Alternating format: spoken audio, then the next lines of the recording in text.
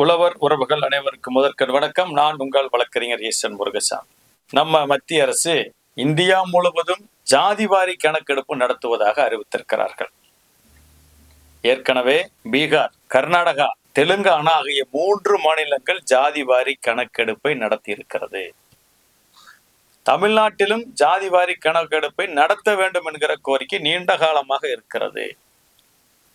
அதிலும் மற்ற மாநிலங்களில் இடஒதுக்கீடு 50% உட்பட்டு இருக்கும் போது தமிழ்நாட்டில் அது 69% இருக்கிறதால 69% என்ன டேட்டா, என்ன ஸ்டேட்டிஸ்டிக்ஸ், என்ன புள்ளி விவரம் கையில் இருக்குது, ஏன் இன்னும் நடத்தாம இருக்கிறீங்கன்னு ஒவ்வொரு முறையும் உச்ச நீதிமன்றம் நம்மளை கேட்டுட்டே இருக்குது. நம்ம மாண்புமிகு தமிழ்நாடு ஐயா மு.க. ஸ்டாலின் அவர்கள் இதை மத்திய அரசு தான் நடத்தணும், தொடர்ச்சியா சட்டசபையில தீர்மானம், கடிதம் எழுதுறது, நாடாளுமன்றத்தை வலியுறுத்துறது, இப்படி தொடர்ச்சியா நடந்துகிட்டே இருக்கு. இந்த ஜாதிவாரி கணக்கெடுப்பு என்பது சமூகத்தை பிளவுபடுத்தும், இதனால சமூகத்துக்கு எந்த நன்மையும் இல்லை அப்படின்னு சொல்லிட்டு இருந்த பாரதிய ஜனதா கட்சி அறிவிச்சிருப்பது ஒரு ஆச்சரியம் அளிக்கக்கூடியதா இருக்கு. சரி, இந்த ஜாதிவாரி கணக்கெடுப்பு விவசாயிகளுக்கு பயனாக இருக்குமா, இதுவரைக்கும் விவசாயிகளுக்கு பயனாக இருந்திருக்கிறதா அப்படிங்கிறத நம்ம இந்த காலையில் பார்க்க போறோம். பொதுவாகவே நகரங்களை விட கிராமங்கள்ல ஜாதி பற்று அதிகம், சாதிய கட்டுமானங்கள் அதிகம். நகரத்துக்கு போயிட்டு அது கொஞ்சம் கொஞ்சமா குறைஞ்சிரும், கலந்துதான் வாழ்றாங்க. இந்த கிராமத்துல அதிகமாக சாதிய கட்டுமானங்களும் சாதிய பற்றுகளும் விவசாயிகளிடமும் விவசாய தொழிலாளிகளிடம் அனைத்து சமூகத்திலையும் இருக்குது. ஆனால் நகரத்துல இருக்கக்கூடியவங்க அந்த சாதி பற்று குறைவு, அவங்கள வேலை வாய்ப்புக்காக மட்டும்தான் பெரும்பாலும் அவங்க சாதிகளை பயன்படுத்துறாங்க. இந்தியாவை பொறுத்த வரைக்கும் 143 கோடி பேர் மக்கள் தொகை இந்தியாவில். இதுல பாத்தீங்கன்னா பட்டியல் சமூக மக்கள் சொல்லக்கூடிய அந்த அட்டவணை சாதியினர் மட்டும் பாத்தீங்கன்னா எஸ்சின்னு சொல்லுவோம் 16.6%, மலைவாழ் மக்கள் 8.6%, பிற்படுத்தப்பட்ட மிகவும் பிற்படுத்தப்பட்ட மக்கள் 42%, உயர் சாதியினர் சொல்லக்கூடிய ஓப்பன் கேட்டகரி ஓசி மக்கள் 33%. இதுதான் இன்னைக்கு இருக்கக்கூடிய டேட்டா. இதுல பிற்படுத்தப்பட்ட மிகவும் பிற்படுத்தப்பட்ட சமூகங்கள் 60% பக்கம் இருக்கிறாங்க. அவர்களுக்கான அரசு வேலை வாய்ப்பு புள்ளி விவரங்கள் சரியான வகையில் இல்லாதால திட்டங்கள் அமல்படுத்த முடியல, அவங்க இடஒதுக்கீடு கூட்டி கொடுக்க முடியல, இப்படி பல்வேறு பிரச்சனைகள் இருக்கு. பெரும்பாலும் விவசாயிகள் சமூகங்கள் மிகவும் பிற்படுத்தப்பட்ட சமூகங்கள் அதிக அளவில் இருக்கிறாங்க.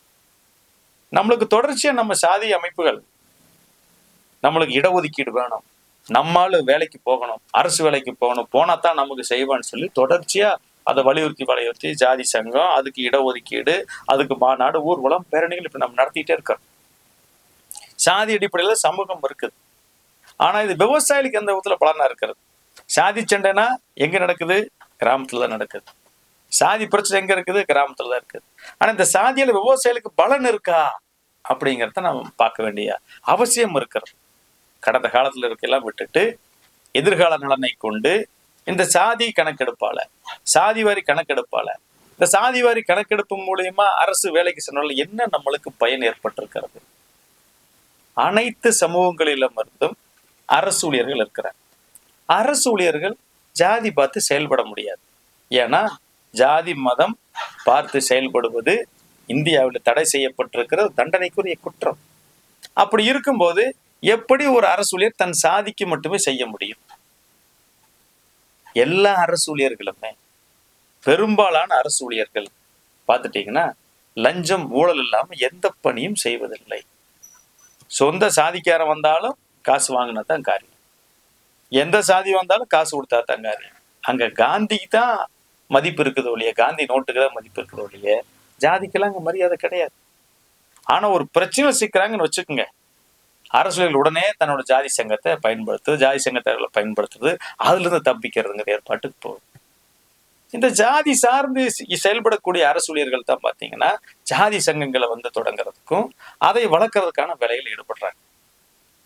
ஆனா நிலவரம் இன்னைக்கு நாட்டுல என்னவா இருக்குது பாத்தீங்கன்னா, ஆண்டுக்கு 50 லட்சத்திற்கும் மேற்பட்ட மாணவர்கள் பள்ளியிலிருந்து வெளியே வர்றாங்க.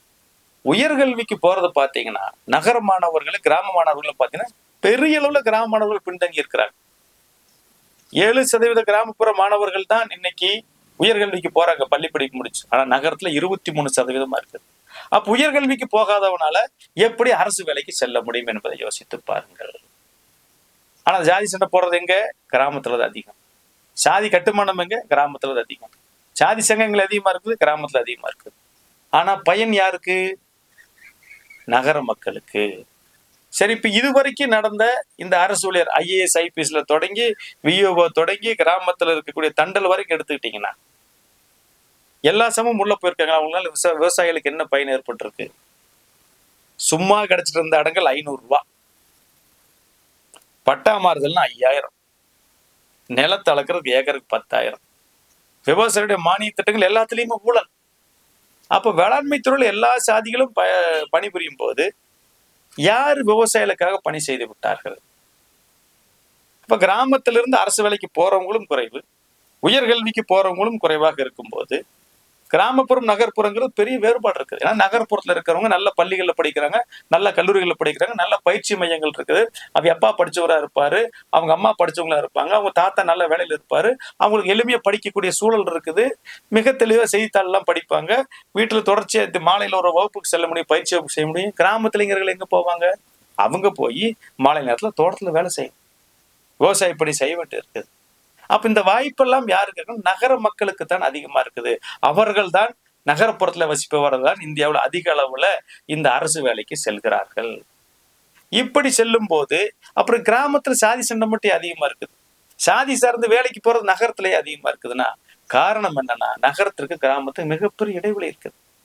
இந்த சாதிவாரி கணக்கெடுப்பு என்பது உண்மையிலுமே சரியான விதத்துல கிராமத்துக்கும் நகரத்துக்கும் பயன்பெற வேண்டும் என்றால் கிராமத்துல ஒவ்வொரு சாதியிலும் எத்தனை பேர் இருக்கிறாங்க, நகரத்துல எத்தனை பேர் இருக்கிறாங்க அப்படிங்கிறது முதல்ல கணக்கெடுக்கணும். கிராமத்துக்கும் நகரத்துக்கும் சரிசமா எத்தனை சதவீதம் பேர் ஒவ்வொரு சாதியில நகரத்தில் இருக்காங்க, கிராமத்துக்கு கணக்கெடுத்து அதை அந்த வாய்ப்புகளை அந்த சதவீதத்தின் அடிப்படையில் பிரிச்சு வழங்கணும். ஒரு ஜாதியில 1,00,000 பேர் இருக்காங்கன்னு வச்சுக்கோங்க உதாரணத்துக்கு. அந்த 1,00,000 பேர்ல இந்த வருஷம் 25 பேர் அந்த கோட்டாவில் பயன்பட்டாங்கன்னா அடுத்த ஆண்டு அடுத்த 25 பேர், அடுத்த 25 பேர், இப்படி ஒரு 1,00,000 அந்த 1,00,000 குடும்பங்களும் பயன்பெற்றதுக்கு அப்புறம் தான் மீண்டும் அது சுற்றுல வரணும். அதாவது ரோஸ்டர் பேசிஸ்ன்னு சொல்லுவோம். ஒரு குடும்பத்துக்கு ஒரு முறை, மீதி இருக்கிற குடும்பங்கள் பயன்பெற்றதுக்கு அப்புறம் தான் மீண்டும் அது உங்க சொத்துக்கு அந்த குடும்பத்துக்கு வந்து சேரும். ஏன்னா IAS-ஓட மகன் IAS, ஹைகோர்ட் ஜட்ஜோட மகன் ஹைகோர்ட் ஜட்ஜ், இப்படி தொடர்ச்சி அரசு கலெக்டர் மகன் கலெக்டர், ஜட்ஜு மகன் ஜட்ஜு, தாசில்தார் மகன் தாசில்தார், போலீஸ்கார மகன் DSP, இப்படியே தான் போயிட்டு இருக்கிறதுனால கிராமப்புறங்களுக்கு இந்த இடஒதுக்கீடு பயன்பெறுவதே இல்லை. மிக குறைந்த அளவு, அதுவும் அடிப்படை வேலைகளுக்கு மட்டும்தான் நம்மளுக்கு கிடைக்குது. அது காவலர்கள் வேலை, அது இந்த VO வேலை, இந்த மாதிரியான வேலைகள் தான் நம்மளுக்கு கிடைக்குது. அப்போ ஒரு ஜாதி இருக்கக்கூடிய எல்லாரும் ஒரு முறை பயன்பெற்றதுக்கு அப்புறம் மீண்டும் அடுத்துதான் அந்த குடும்பத்துக்கு, அந்த இன்னொரு குடும்பத்துக்கு வாய்ப்பை கொடுக்கணும். மீண்டும் மீண்டும் நகர்ப்புறத்தில் இருக்கிறவங்களே அந்த சாதி இடஒதுக்கீடுகள் அவங்களே பயன்பெற்று இருந்தா அப்ப கிராமப்புற மாணவர்கள் எப்ப பயன்பெறுவது? எனவே ஒரு சாதியில எத்தனை குடும்பங்கள் இருக்குது, அந்த குடும்பங்கள் ஏற்கனவே எத்தனை பேர் பயன்பெற்று இருக்கிறாங்க, அவங்கள பூரா முதல்ல ஒதுக்கி வைங்க. இது வரைக்கும் பயன்பெறாதவங்களுக்கு வாய்ப்பை கொடுங்க. இவங்க பயன்பெற்றதுக்கு அப்புறம் மீண்டும் அந்த ஒதுக்கி வச்சப்பட்ட குடும்பங்களுக்கு மீள வரிசையை போட்டு கொடுங்க. ஆக ஒவ்வொரு சாதி குடும்பத்திற்கும் ஒரு சாதி வரைய ஒவ்வொரு குடும்பத்துக்கும் ஒரு எண்ணெய் கொடுக்கணும். கொடுத்து அந்த குடும்பத்துல பயன்பெற்றவங்களை அந்த பட்டியல வெளியே நிறுத்திடணும். பயன்பெறாதவங்களுக்கு தான் வாய்ப்பு கொடுக்கணும். இப்படி சுற்று அடிப்படையில இந்த சாதிவாரி கணக்கெடுப்பு எல்லாம் நடத்தி அரசு வேலைவாய்ப்பை கொடுத்தோம்னா தான் இது பயன்பெறக்கூடியதாக இருக்கும். இல்லாட்டி இது எந்த விதத்திலையும் பயனா இருக்காது. கணக்கெடுப்பு நடத்துறதால எல்லாம் பொருளாதாரம் மீன்றாது, சுயமரியாதை மீன்றாது. ஆக அதை அமல்படுத்தும் போது அது நகரப்பகுதிகளுக்கே பயனளிப்பதாக இருக்கிறது. மீண்டும் மீண்டும் இடஒதுக்கீட்டை ஒரே குடும்பத்துல தொடர்ச்சியாக பயன்படுத்துறாங்க. அப்ப இது எல்லோருக்கும் சரிசமமாக பரிந்துரைக்கப்பட வேண்டும் என்றால் சுற்றுவின் அடிப்படையில், இனச்சுற்றின் அடிப்படையில் ஒரு குடும்பத்துக்கு ஒரு முறை வாய்ப்பு, மீண்டும் அடுத்த சுற்றுல எல்லோரும் பயன்பெற்றதுக்கு அப்புறம் தான் வாய்ப்பு என்பதை நம்ம இடஒதுக்கீடுல நம்ம மாற்றத்தை ஏற்படுத்த வேண்டிய இன்னைக்கு அவசியம் இருக்கு. ரெண்டாவது, கிராமப்புற நகர்ப்புறம் தெளிவா கணக்கெடுத்து நகர்ப்புறத்துக்கு இருக்கிற சதவீதத்துக்கு நகர்ப்புறத்துக்கும், கிராமப்புற இருக்கிற சதவீதத்துக்கு கிராமப்புறத்துக்கு ஒதுக்க வேண்டிய அவசியம் இருக்குது. இது ரெண்டையும் செய்தாதான் ஓரளவுக்காக பயன்பெறும். இப்போ மத்திய அரசாங்கத்துல பாத்தீங்கன்னா 48,68,67,000 பேர் மத்திய அரசுல வேலைக்கு இருக்கிறாங்க. தமிழ்நாடு அரசுல 16 லட்சம் அரசு ஊழியர் இருக்கிறாங்க. வருஷத்துக்கு அரசாங்கம் 20 to 30,000 வேலை வாய்ப்பு தான் தமிழ்நாடு அரசு கொடுக்குது. ஆனா வெளியே வர்ற மாணவர்கள் 50 லட்சம் பேர். ஆக ஒரு சாதியில 1 லட்சம் பேர் இருக்காங்கன்னா ஒருவருக்கு இருவருக்கு கிடைக்கக்கூடிய வாய்ப்புக்காக நாம் எவ்வளவு தூரம் சண்டை எடுக்கிறோம், எவ்வளவு தூரம் மெனக்கெடுக்கிறோம், எவ்வளவு தூரம் முயற்சி எடுக்கிறோம். ஆனா விவசாயிகள் சமூகத்துக்கு இந்த சாதி அடிப்படையில் கொடுக்கக்கூடிய வேலை வாய்ப்பு இது எல்லாம் பயன் கிடைப்பதை விட பாலுக்கு 5 ரூபாய் லிட்டருக்கு விலை கொடுத்தா பெருமளவில் விவசாயிகள் சமூகம் பயன்பெறும். நெல்லுக்கு கிலோவுக்கு 5 ரூபாய் சேர்த்தி கொடுத்தா பெருமளவில் அதிக விவசாயிகள் பயன்பெறுவார்கள். அனைத்து சாதி விவசாயிகளும் பயன்பெறுவாங்க, எல்லா விவசாயிகளும் பயன்பெறுவாங்க.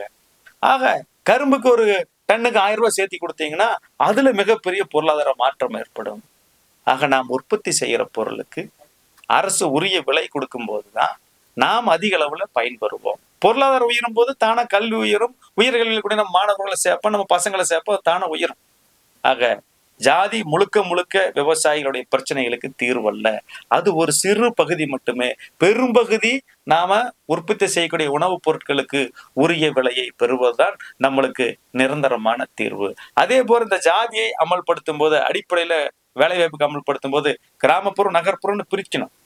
2வது, ஒரு சுற்றுல ஒரு குடும்பத்துக்கு ஒரு முறை வாய்ப்பு, முழு குடும்பங்களும் பயன்பட்டதுக்கு அப்புறம் தான் அடுத்த சுற்றுல ஒவ்வொரு குடும்பம் வாய்ப்புங்கிற முறை, இனச்சுற்று முறை, ரோஸ்டர் பேசிஸை அறிமுகப்படுத்த வேண்டும். அப்பதான் அது நியாயமான சரியான இடஒதுக்கீடு பங்கீடு வேலைவாய்ப்பாக இருக்கும் என்பதை தமிழக விவசாயிகள் பாதுகாப்பு சங்கத்தின் சார்பில் நாங்கள் தெரிவித்துக் கொள்கிறோம்.